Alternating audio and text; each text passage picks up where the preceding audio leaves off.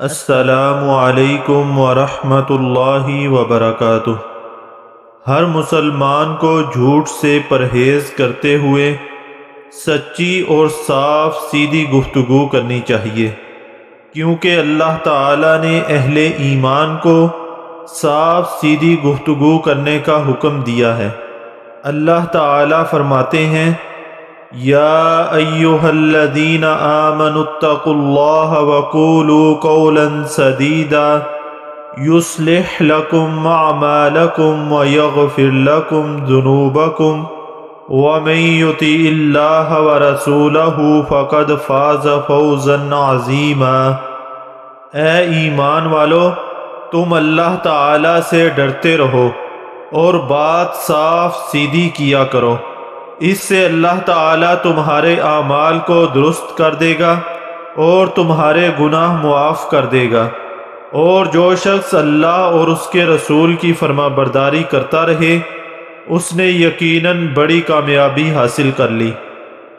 صاف سیدھی گفتگو سے مراد وہ گفتگو ہے جس میں جھوٹ اور ہیرا پھیری نہ ہو اور وہ سچ پر مشتمل ہو۔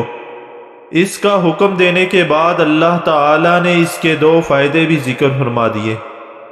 پہلا یہ کہ اللہ تعالیٰ صاف سیدھی گفتگو کرنے والوں کے اعمال کو درست کر دیں گے، اور دوسرا یہ کہ وہ ان کے گناہ معاف فرما دیں گے۔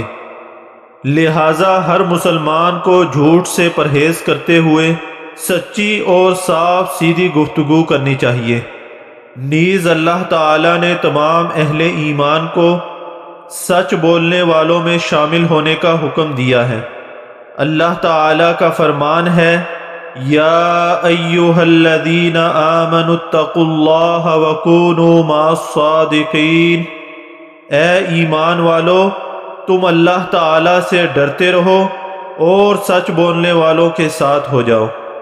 اللہ تعالیٰ نے مومنوں کو یہ حکم ان تین صحابہ کرام رضی اللہ عنہم کی توبہ قبول کرنے کے بعد دیا جو جنگ تبوک سے بغیر عذر کے پیچھے رہ گئے تھے، اور جب نبی کریم صلی اللہ علیہ وسلم واپس تشریف لائے تو انہوں نے منافقین کی طرح جھوٹے عذر بیان کرنے کے بجائے سچ بولا اور اعتراف گناہ کر لیا، تو اللہ تعالیٰ نے ان کی توبہ قبول فرما لی۔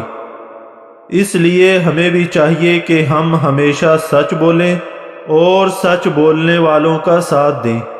اللہ تعالیٰ سے دعا ہے کہ اللہ تعالیٰ ہمیں عمل کی توفیق عطا فرمائے۔ آمین ثم آمین۔